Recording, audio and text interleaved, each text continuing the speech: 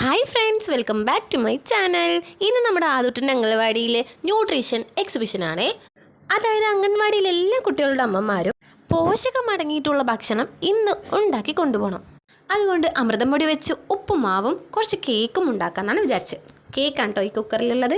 അങ്ങനെ അമൃതം പൊടി കൊണ്ട് സോഫ്റ്റും ഹെൽത്തിയുമായ അമൃതം പൊടി കേക്ക് ഉണ്ടാക്കിയിട്ടുണ്ട്.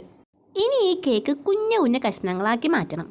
പിന്നെ അത് അമൃതം പൊടി ഉപ്പുമാവാണേ. എരിവും മധുരമായ ഈ ഉപ്മാവ് വയ്ക്കാൻ ഭയങ്കര ടേസ്റ്റാണ് കേട്ടോ.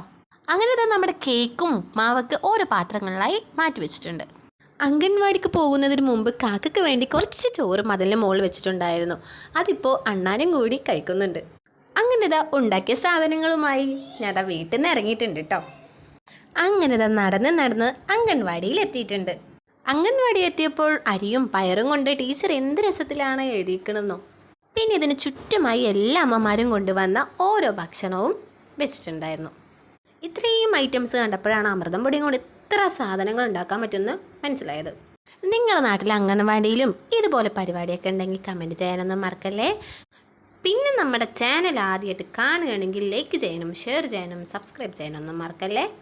പിന്നെ ഞാൻ ഉണ്ടാക്കിയ ഈ അമൃതം പൊടി കേക്ക് എല്ലാവർക്കും ഭയങ്കര ഇഷ്ടമായിട്ടുണ്ടായിരുന്നു കേട്ടോ. അപ്പം നിങ്ങളും ട്രൈ ചെയ്യാൻ മറക്കല്ലേ. അപ്പുറത്തെ വീഡിയോ വേഗം വരാം.